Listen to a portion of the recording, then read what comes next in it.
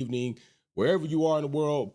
Peace and love. I hope everything's going good. We are off the back of a Formula One GP in Monaco, off the backpack. You know, Memorial Day was Monday. I am military, so we celebrate that. So off the backpack of that. But while Monaco was very Monaco-ish, and what I do mean when I say that is Monaco was very damn boring.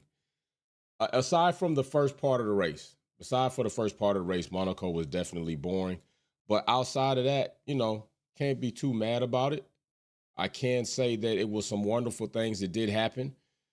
Not the accidents in the beginning, but I'm talking in regards to Charles Leclerc and his fairy tale like story about being able to make a promise good to his father that he pretty much, I think, lied about in the beginning. But I understand it. I do understand it, though. I understand how, what he was doing. I don't fault him at all for saying something that was not yet true in that context. I can understand you not wanting to let a loved one die who probably has been with you and promoting you and are encouraging you to do something wonderful in your life. And Sylvia Witt Kelly, good morning. Wonderful in your life. And if there's a moment where you have it and they're going to pass on, that you not wanting them to pass on without feeling like the accomplishment has been done. But that's a lot of pressure.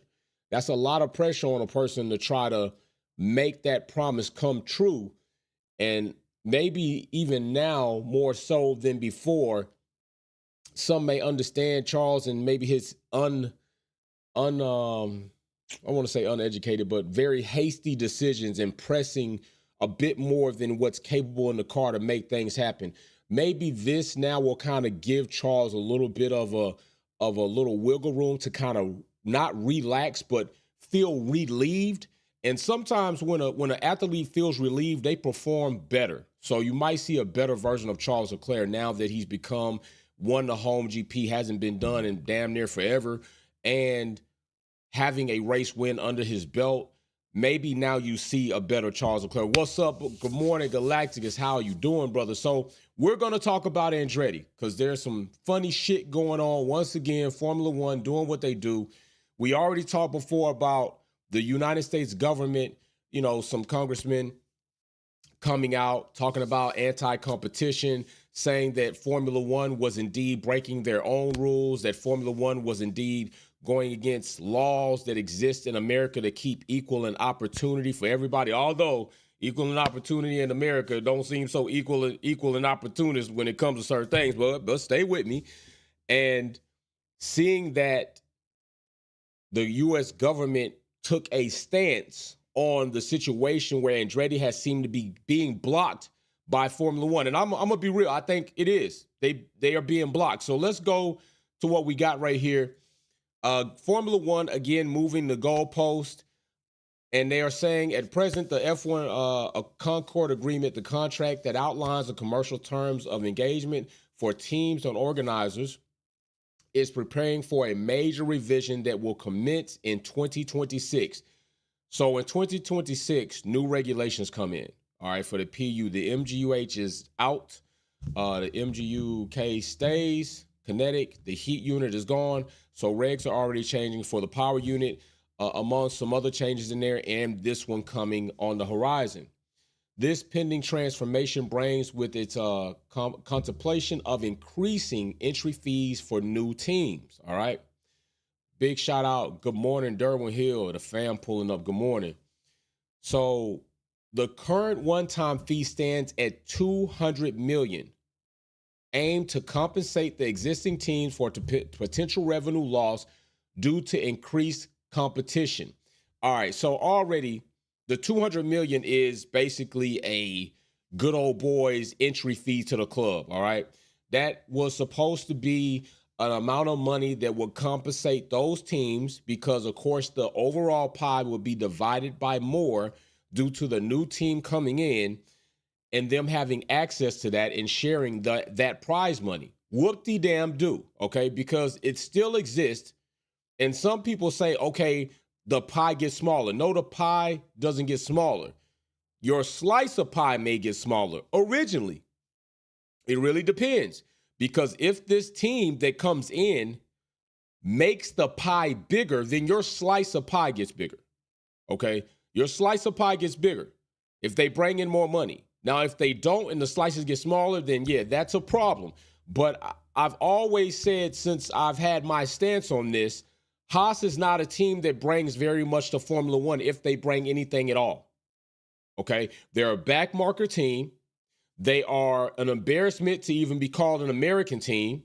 Okay, let's just keep that shit real. They're an embarrassment to be called an American team. I don't even consider them an American team. I consider them an Italian team, overseas team with an American P.O. box, funded by somebody who's been in NASCAR and little to none really even cares to me about competing in Formula One, aside from him gaining the highlight of being on the Formula One grid.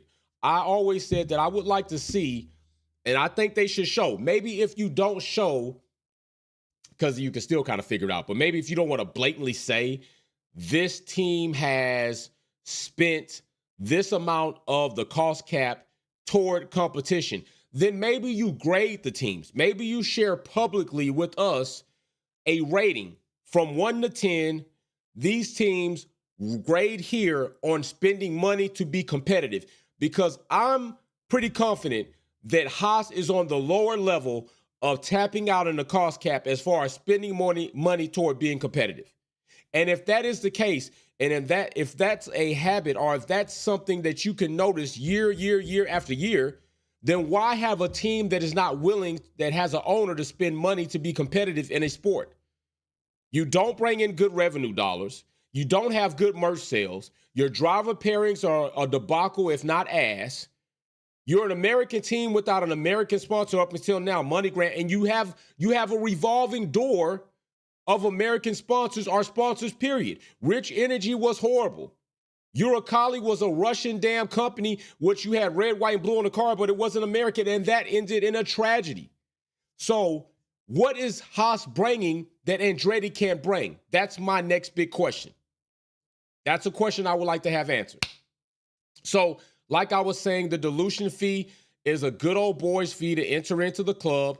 That is $20 million shared amongst the teams. That has been in place for a long time. They haven't started talking about changing it until they started trying to find a way to whiteball Andretti out of Formula One, from entering Formula One. Not even out, because he's not in yet.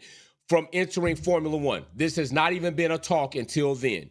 So this is just another goalpost move by Formula One. Okay, you said they didn't have the dilution fee. They came up with more than the amount for the dilution fee. You said then, once they got here, that they didn't have a good backing, and maybe they needed to get with somebody like Porsche, or get with somebody that is a big manufacturer. They got with GM, the biggest American manufacturer of cars in the United States of America, aside from Ford. They got with GM. Now you say there's a problem. Oh, you don't have a PU this season. Can you really, we don't really want you to have somebody else's PU for a short term and then get your own PU. Why? There are teams out here that don't have their own PU. Red Bull does not. Red Bull does not. They talked about Red Bull powertrains, never came along. Now they're about to get with Ford. Aston Martin is a manufacturing team, and they're about to use a Honda power unit. They're not using their own power unit. They're switching up to Honda. So every time Andretti checks a mark off, Formula One moves and adds another mark. So it's like a never-ending test for Andretti, okay? They keep moving this goalpost.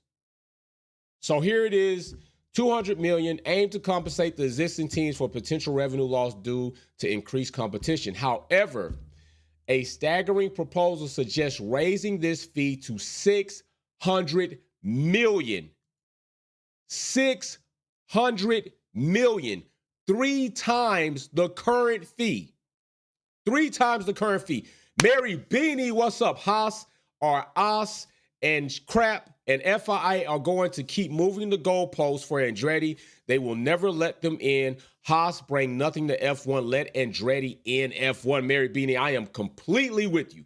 I am completely with you on that. 100,000%. Matter of fact, since we got 600 million on the docket, 600 million%, I am with you on that, for sure. For sure. So as it sits right here, By 2026, 600 million is what they are thinking of changing the inter-dilution fee to by 2026, and further to 700 million by 2028. So in a 2-year time span, from the time they change it from 200 million, which it is right now, to 400 million more, equaling 600 million by 2026. They are talking about in 2 more seasons after that, raising it another $100 million. Okay? Distributed over 5 years according to Autosports. This financial leap could significantly strain the ambitions of entrants like Andretti Global, who are fighting for a potential 2026 grid entry, and if not, an entry in 2028. I'm going to tell you right now, this is nothing but a way to try to price Andretti out. This is all this is, trying to price Andretti out, because I do have a question. Moreover, new teams might find themselves ineligible for prize money in their debut year, adding another layer of financial planning complexity. Look at that shit. Pricing them out. Pricing them out. Look at that. Moreover, this is crazy right here. This is crazy. Moreover, new teams might find themselves ineligible for prize money in their debut year, adding another layer of financial planning complexity. That is not financial planning complexity. That is double dipping robbery. Okay, so now you want to move the dilution fee. Well, I do say this. Andretti started their entry while you had on the docket $200 million as an entry dilution fee to pay and spread amongst the teams that were already in competition. They should be grandfathered in on the $200 million, because that's when they started their process. The FIA signed off on them and agreed to them coming in. Formula One did not. So they already have paperwork, documents, and entries into that. They should not have to pay the $600 million if they are going to be accepted. If you're going to do that, then I say to F1, that is a shit deal. That is shit character. That is horrible integrity. And you are showing once again that you are willing to rob, steal, pillage, and kill Formula One as a sport and teams trying to get in, rather than do the right thing. There's no way that Andretti should have to pay the $600 million. They started their process when you agreed and have had the $200 million in place. Now, teams that start their process after that, oh, well, that is what it is. You've priced it up. You've priced Andretti out, but you should not allow them to have to pay the $600 million. They should be grandfathered in from whence they started the date, which exists in the $200 million dilution fee. That is what should be correct. But Formula One are trying to find a way to keep Andretti out. Then what else is robbery? This is what else is robbery. So not only if it is changed, Galacticus, I see you. They scared a true U.S. team might crush everyone. Bro, GM is no joke when it comes to making race engines. They are no joke when it comes to making race engines. Now, Buick failed off Indy with Willie T. Ribbs. We went over that. But when it comes, check out the Venom. Check out the Hennessy Venom. Go to any drag track. Check out these engines. They're Chevys. They're GM motors. If they're not GM, they're Dodge. Ford don't really make it like that. So yes, Chevy, GM are well aware of how to make high compression, high revving, durable, long-lasting engines when it comes to racing. Sylvia Witt Kelly said, this is like taking it back to the good old boys club of the bull. I've 150,000%. Sylvia Witt Kelly, this is exactly what this is. Exactly what this is. So I'm going to show people this once again. Here it is. Moreover, new teams might find themselves ineligible for prize money in their debut year, adding another level of financial complexity. This is not another level of financial complexity. This is you telling them you're going to pay the $600 million. All right. And if you finish in the top 10, If you finish in the top 5 of the teams out of 10 teams, or even 11 if you're a new team, you're not going to give me prize money for that?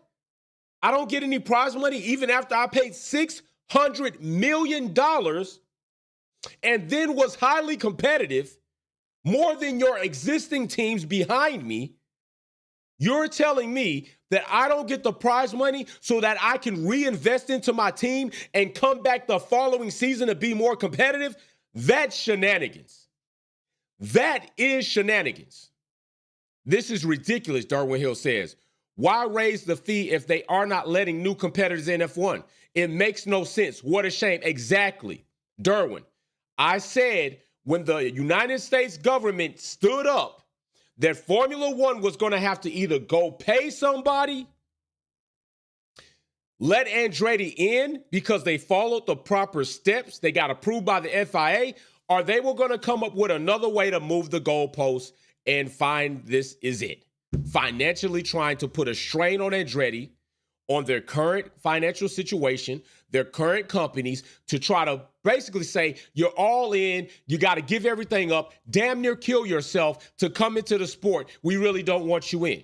And then even if you get in and you pay the $600 million, which you should be grandfathered to pay the $200 million like they already have and raised and were willing to pay, you're not going to get any prize money no matter how competitive you are in the season. No matter even if you wax 5 other existing teams' ass in our season, we're not giving you any prize money. So you're going to have to go into another season without good money. We're going to give the teams behind you, though, the prize money. How's that shit make sense? We're going to give teams that you beat prize money, but not you for beating them. This is F1 at its best at being the worst. This is the best they're doing at being the worst. This is something you should have reevaluated a long time ago when you knew you were making revenue, when you knew you were making money, before Andretti even said anything about it. But you weren't worried about it. It's like a kid that doesn't want to play with a toy until somebody else wants to play with it. Now you want to play with it, but only while they're paying attention to you playing with it. As soon as they leave the room, you're going to put the shit back down. This is not good to me in the character of Formula One, our competition. You're going against other things that you already said. You said 200 million, they got that. You said big manufacturer, they got that. Does Andretti not have a race heritage name? They got that. Is Andretti not more well-known than Haas? They are that. Does Andretti not already compete in other motorsports? They do that. What are we talking about? This is whack. Andretti has welcomed in Jamie Chadwick, got her major sponsorship, and she's competing in Indy next. What are you doing? McLaren's not even doing that. In Indy, they did it in XE with Gilmore. They did it with her. Cool. How's that going? Where are all the stands and people watching XE? How many tickets are they selling? I know Indy's selling tickets. This is crazy. This is wild to me, folks. This is just wild. There's no way you can tell me that Haas is a better opportunity for Formula One to have competition than letting Andretti in this time. Haas has proved that they are not. Haas has proved to Formula One since they've been in, they are not capable of acquiring good sponsorship or keeping it. They're not capable of getting a solid driver lineup and managing it. They're not capable of getting out on track and wrecking shit up. They just wrecked out in Monaco the way Haas Oz does. At this point in time, really what F1 needs to be doing, Galactic says Ferrari gets a bonus every year no matter what. That is true. They get the heritage bonus. Galacticus is telling a fact. They get a bonus every year no matter what they do. And I think Red Bull do too for signing the Concord agreement first, I believe. I got to look back at my chart because I got a chart, but I think they still get one as well. I don't know if it still continued or was limited, but I know they were getting one. So there should be, if anything, you don't need to work on increasing this fee. You need to work on the rules or the stipulations of teams when they come in. Okay, you're going to be evaluated for a 5-season or 3-season period. 5 seasons. 3 seasons might be too short. 5 seasons. If in 5 seasons you haven't been what we would assume majorly competitive, if in 5 seasons we don't feel that you spent enough money to be competitive, if in 5 seasons your merch, your revenue as a team, selling your likeness is not at a certain percentage, it's time for you to go, and we're going to give another team an opportunity. It's Andretti's time. Haas has showed that they are not anything. You literally said in a document to Andretti that you would be more beneficial to them than they would be to you. Well, what the hell do you call Haas? And Alpine's about to fall into that same bucket as well. I know they got all that money up for incoming investors, but what they're doing on the grid right now and what they did last is not really good. It's not happening. They're not there yet, but Haas is surely there. Williams is proving themselves after being acquired by Doralton Capital to be a very lucrative team. Not only that, they're showing pace, they're showing progress, they're showing updates, they're showing that they're trying to manage and get a very good driver lineup. They're doing way better than Haas. They got commercials out here. I don't even see a lot of Formula One car commercials. I see Doralton and Duracell on Williams commercials even outside of a Formula One GP weekend with Duracell battery. I haven't seen one Haas commercial outside of when they go to Texas about Chipotle. That's it. And Haas is supposed to be an American team. I should see them more, but I don't. This is crazy. This is crazy talk, man. This is absolutely crazy talk. This is why a lot of people have stopped watching Formula. This is one of the reasons a lot of people have stopped watching Formula One in the past 2 seasons. This is why you reported having a 650,000 viewership drop because of things like this. And if this continues, you're going to continue to see that drop. I know they're making revenue. I saw their investment report. I saw Liberty Media's investment report. I saw it. I did. But all things that go up inevitably must come down, if not all the way, to a certain degree. So we will see what happens. We'll see what's reported on this more. You know, I think Lance Stroll, as you see here, is another example of nepotism and Formula One at it being the worst. This dude has a seat and cannot compete really well. And you got a driver in Felipe Drugovich that sits in the wings, and you ain't even letting this bro get on track. It's crazy. So we'll see what happens, people. But anyway, have a happy Tuesday. Have an awesome weekend. We will be trying to race Sunday because Formula One will not be. So Wolfpack Performance and Family will be. Don't forget, I will be sending 2 hats out to the UK. One for Sylvia with Kelly. One for Mary Beanie. Big shout out to you all. Peace and love. I'm out.